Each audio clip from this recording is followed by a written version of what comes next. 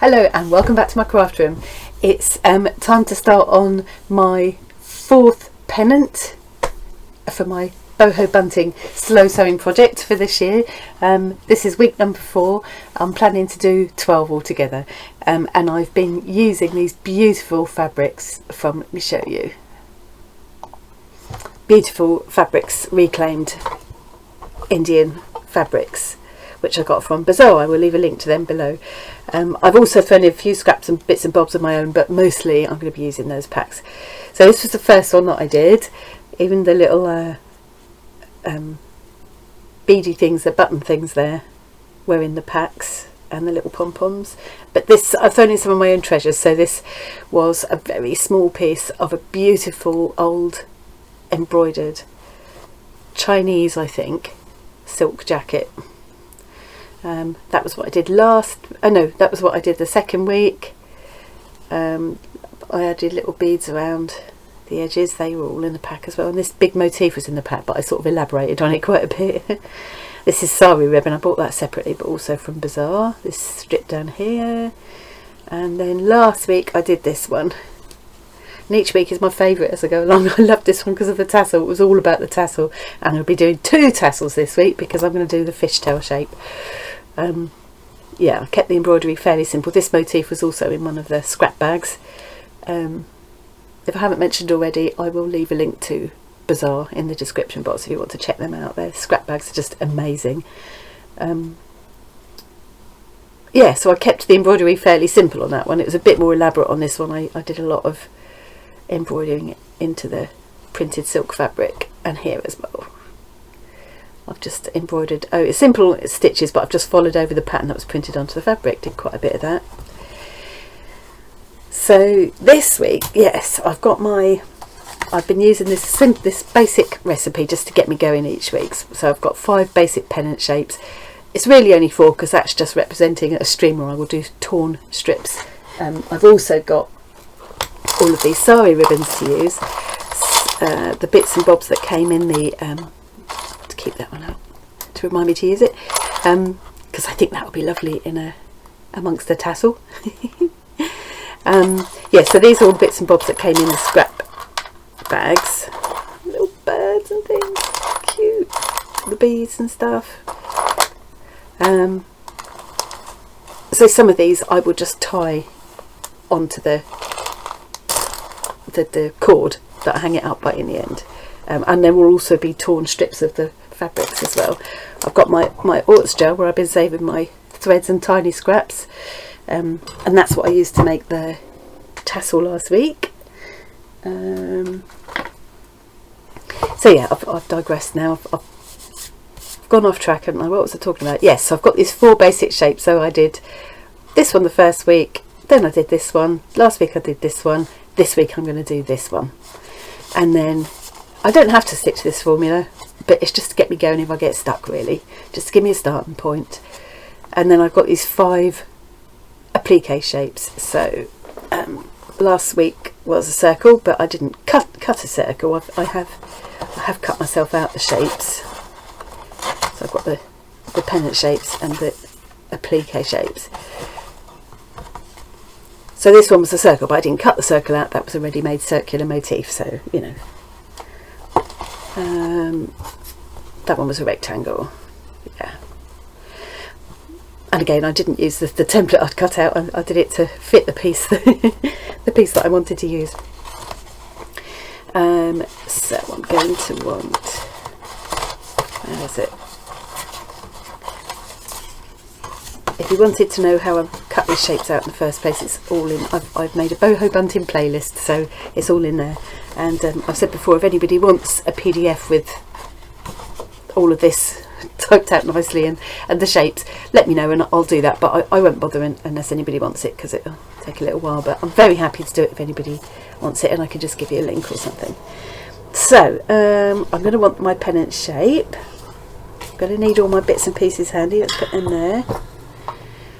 And I'll show you the fabrics that I've pulled out.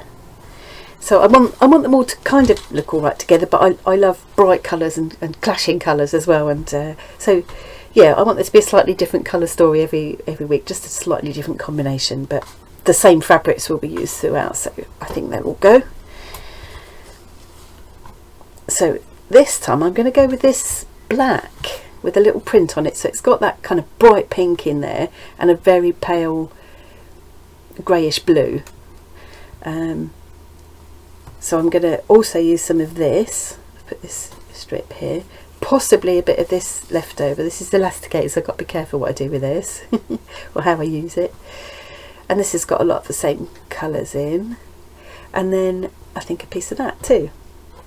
And just for a bit of contrast, some of this cotton. Yeah, I think they all go together quite nicely. They'll sit well with these others, but they're different. Yeah, it will look different. And then, because I want to try this mirror embroidery, and possibly the mirrors won't come in time to finish off tomorrow, I've also dug out of my stash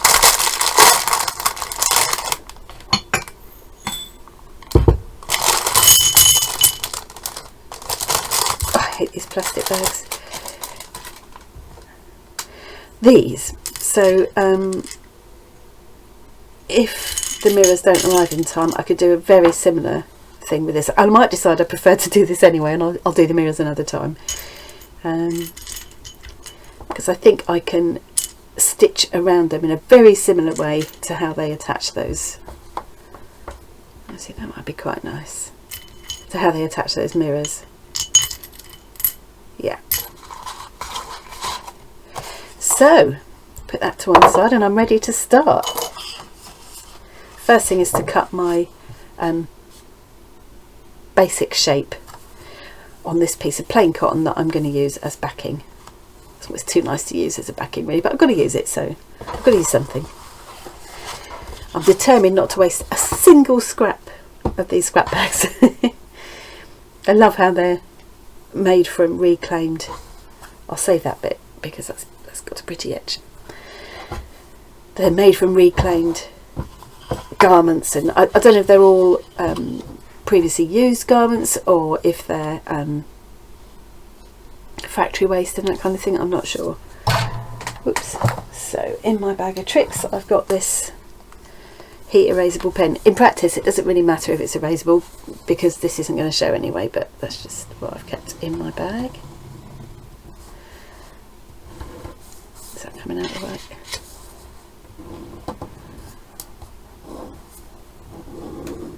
These are brilliant, these heat erasable pens, and you do need it to erase. If you're using them on paper, like my husband uses them for his Sudoku puzzles and things, crossword puzzles and that, you just you rub with the little end of the pen and that creates friction, which creates heat, but it's the heat that does the erasing. I have discovered that if you put it in an ice box it will come back. But that's okay because I'm not intending to keep this in an ice box. And although Norfolk is a bit cold at this time of year, it's not that cold. Okay, so I'm just going to cut this basic shape out, and this time I'm going to remember to give myself a seam allowance.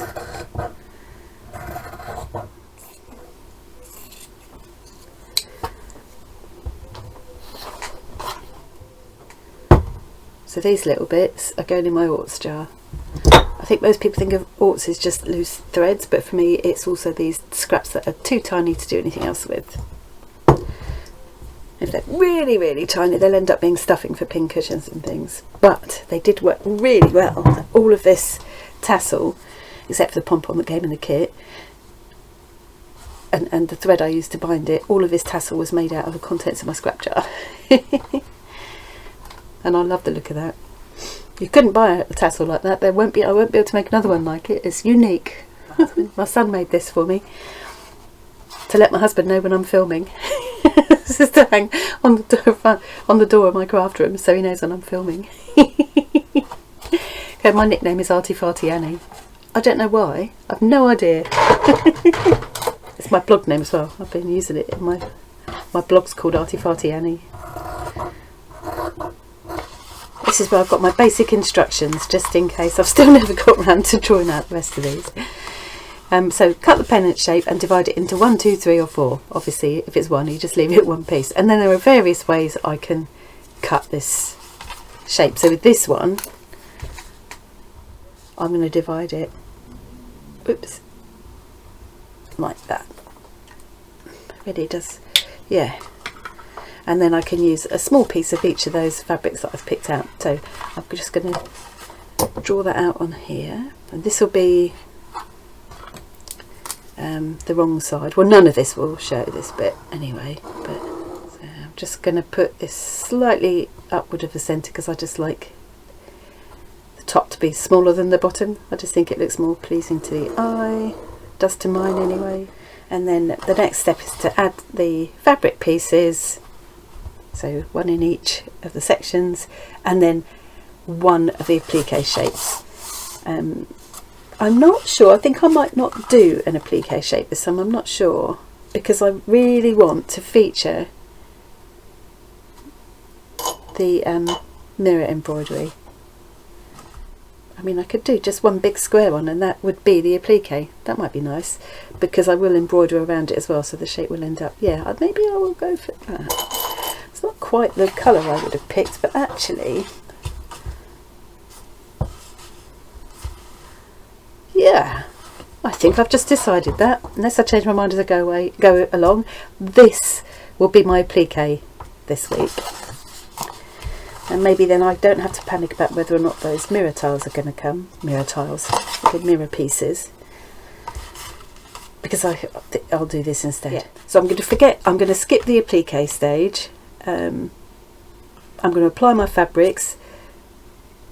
I'll start that now, and then I'm going to add some decorative stitches, and then other decorative elements will include the mirror pieces if those come in time tomorrow and I decide to use them.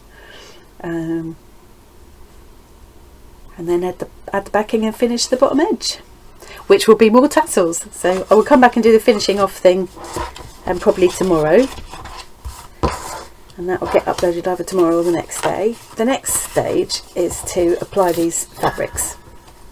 So it's only going to be quite small pieces of each fabric. I think I'm going to make this black one of the bigger ones. I love how that's faded down to there. So what I want to do now is just cut a piece of fabric. The shape doesn't matter to, it doesn't have to be precise shape, just so long as I know it's big enough to cover that section with a bit of overlap. And I have done this process on my previous videos, but I haven't done it with 4 sections yet. I'm going to put a couple of pins in. Oh, very important, I need to turn that over so that I'll be able to see those lines in a minute when I come to stitching. There we are, and I can see that that section is well covered with a seam allowance around it, which will get trimmed off. You can see that the silk's quite fragile in places. If I hold that up, yeah, but it's okay because it's all going to be stitched into and it's got its backing, so that's fine. I'm going to try and keep this bit with the gold for another one where that will actually show. I suppose I could run it down the middle here. I like the idea of it being the bottom edge of a piece, so I'm going to save that bit. And now I'm going to cut a piece of this. Same thing, I want to know that it will cover this section, but I don't need to cut the specific shape. Right, so that is just going to cover that shape nicely. Right, and now I'm going to put this over here in such a way that it overlaps that line, and I'm going to put more pins in to hold all 3 layers together. There we are. So just a quick double check, you can see this is the line I'm going to stitch down. I can see that both pieces of fabric are well over that line, so I know I'm going to catch them both in my stitch line. And now I'm just going to stitch along there with a quick running stitch. It'll be small and neat, it won't be big, but it doesn't need to be backstitch or anything. I'm going to make myself a nice little pinkish and a nice little needlebook this week, because I'm fed up trying to use these and see what I've got. That's a little project for this week. Right, so I'm just going to make a little double stitch first, just starting on that line, just to anchor the beginning of the line, and then I'm just going to do a small, I could bring this camera down a bit, couldn't I?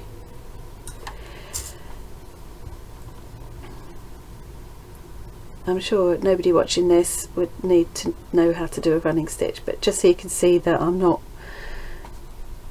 being too fussy about it. You don't need to be. If you did, I just couldn't do it. I can't do like proper stitching and embroidery. I just do what I think looks pretty, and I just enjoy the quiet, contemplative nature of this kind of stitching. I also enjoy the fact that I can take everything I need down to the sitting room this evening to do my decorative stitching, ready to finish off the whole thing tomorrow, and everything I need, there's no machinery involved or anything, everything I need will fit in this little bag. There we go, that's done. So in the time I've just been chattering away to myself there, that's done. That's all I need to do, and I can take my pins out. So now I've got my first seam down the middle there. This extra here can come off. Got to be careful not to cut the back in though, just trim the excess of this off. Oh, oops. You see, if I had a needlebook that wouldn't have happened. Yep, needlebook's getting made this week. I've now treated myself to this little wheel. I think this one's meant for wallpapering or something, but it works really well for just pressing the seams flat without having to use an iron or anything. There we go. That's done a pretty good job of pressing that flat, look, hasn't it? Yeah. Okay, good enough anyway. Right. I'm not going to worry about these bits yet, that'll come in a minute. Next thing, oh look, I've managed to cut that. I'm an idiot. That's okay, I think I can patch it, it'll be fine. It'll be fine. So now I want a little piece of this to cover just this area. I've just eyeballed that. See, it doesn't matter what shape it is, as long as I know it will amply cover this area. So it will. And now I'm going to put this bit here, make sure it overlaps the line I'm going to stitch along by sort of a good 1/4 inch or more rather than less. And then I'm just going to put a couple of pins in, and then I'm going to stitch along that line. So I'm now going to stitch along this line, and that will anchor this piece in place. Okay, so I've just now stitched along that line, and you can see that when I trim all my ends off and open this out, that's my next section in place, and the last section is this one. So I'm going to trim these ends off now, making sure I don't get the backing fabric.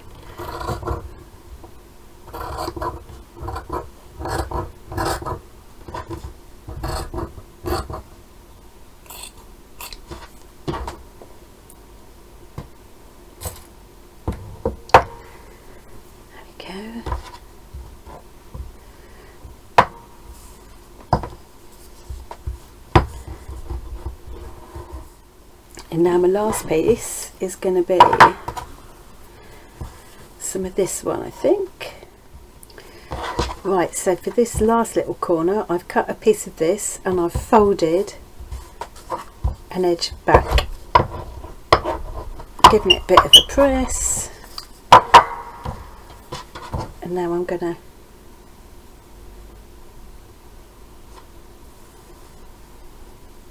end up lining this up like that, and then I'll just have to whip stitch along there to close that edge. I'm sure there's a tidier, more sensible way of finishing this last corner, applying these pieces. I know when I've done the foundation by the yard things, you never have to this, but I think it's all about what order you do things in, and I can't work that out, and I can't be bothered trying, so this will work, this will work. So I'm going to line this up now in such a way that this seam, it will sit up against there like that. It's lined up with that centre seam that I've already got, and I'm making sure that this edge overlaps the line I'm going to stitch along by a good 1/4 inch or more, about 1 centimetre I think actually. Flitting from inches to centimetres there. So then I'm going to turn over, stitch along the line, and when I open it up it will be like that, and I'll just have to whip stitch that down. Quickly do that. It's so quick doing it this way, and it doesn't need to be any stronger than this, because that seam isn't going to take any pressure at all. Everything's going to be reinforced with all the decorative stitching I'm going to do anyway.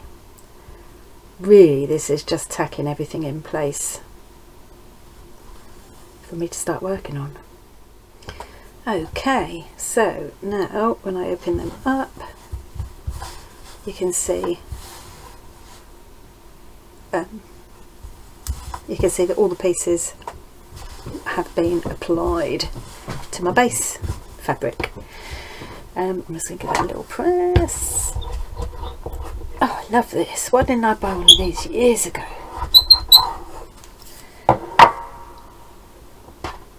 Right.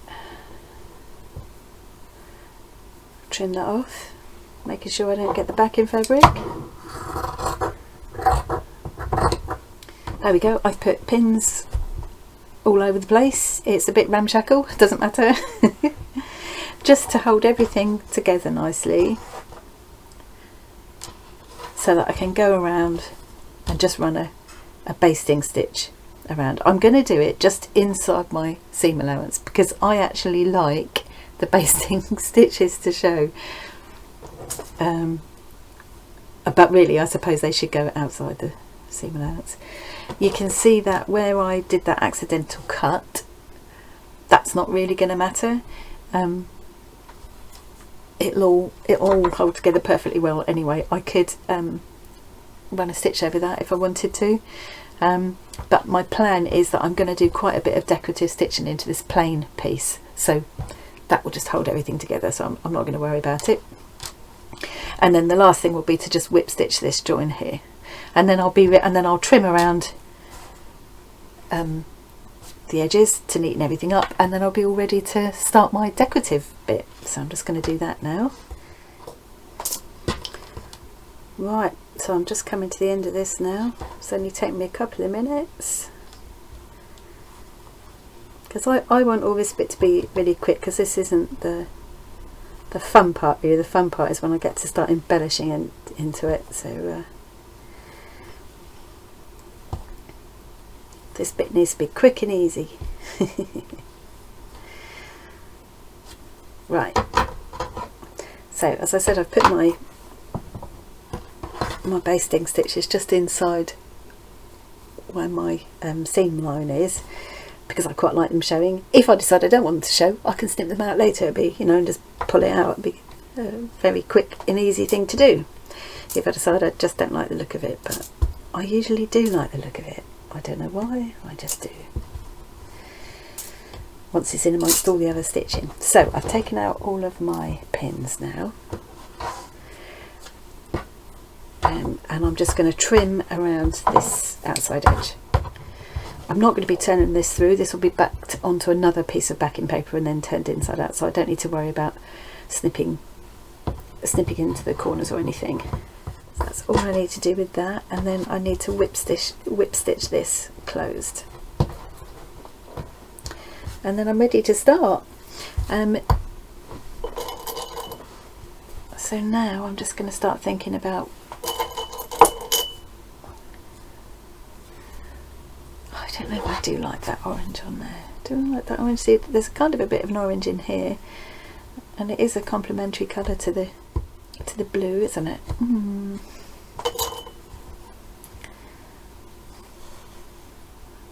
That feels like it's just not big enough. Although by the time I've added stitching around it, it will seem bigger. Okay. Oh, it's an oval shape here. Now these have got the mirror tiles, I keep calling them tiles. The little tiny mirrors that I've got coming tomorrow haven't got holes in. These have actually got holes in, which will make it a bit easier to anchor it before you start. And then the idea is to add the decorative stitching around to hold it on to the piece, and then I'm going to build on that as I go out. I might also do some of my old favourite, which is stitching over the pattern that's printed into the fabric, because I think this little pattern here would be lovely with a kind of a half lazy daisy picking up those flowers. This one I'll probably just do some free hand kind of embroidery on. That I'll leave as is, and that I'll probably leave as is this time, and then I'll have the tassels, and I'll build up some decorative stitching around this square. So I think this one, so it's still got that element of kind of an orangey thing, which so it's complementary to the blue, but I just think, oh, I don't know, do you know, I still can't decide. I see, I wish you were all really, I talk to you guys as if you're here, and I wish you really were, so you could say to me, go for that one. Right, decision finally made, I'm going to go for that one. Now, my plan is to attach this in much the same way as you would those tiny Shisha mirrors, which I've never done before, but I found a brilliant lady on YouTube, now I can't remember her name, but I will link her below, who showed, amongst lots of other amazing embroidery techniques, she also showed how to attach to the mirrors, with that beautiful decorative stitching that holds the mirror in place. But the tutorials I've watched have been on round mirrors, so I'm not sure how this is going to go with square, but I'm sure I can make it up as I go along. I'm also thinking, as there's going to be a lot of stitching into that, and this is quite heavy, I might put just another piece of scrap fabric behind it, just to give it a little bit more stability. So I'm going to put this behind and just quickly stitch that on. Let's get this. And I haven't done that whip stitching, have I? But now I'm thinking I'm just going to make that part of the when I do the decorative stitching, I'll just do an obvious over stitch across it instead, because I think that'll look cute, and also because I'm lazy. And now I'm thinking, would it be better diamond oriented? I think it would.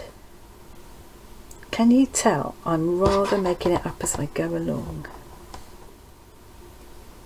See, now I'm quite slapdash about some things, but if these points of this diamond don't line up with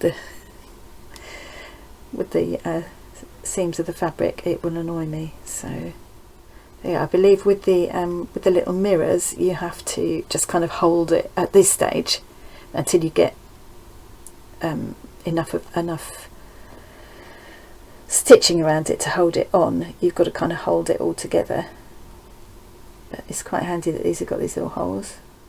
And I'm done. So that is all ready to go. So what I will do is I will go away and have a go at this by myself, as it's the first time I've done it, and then tomorrow I'll come back and show you what I've done, demonstrate how to do one of these. I will leave a link to this brilliant lady on YouTube anyway, because she'll show it way better than I can. and then I'll make the tassels to finish off and do the backing as well. So all of that will hopefully I will get that uploaded tomorrow, if not the next day. I think that's going to look I think it's going to fit in nicely with all the rest, isn't it? Yeah. That's me done for today then. Well, it's not me done, because I'm going to carry on with this, and I'll come back and show you tomorrow how I got on and how to do that, how to attach those little gems or mirrors, if the mirrors have come. Thanks very much for joining me today. See you again soon. Bye.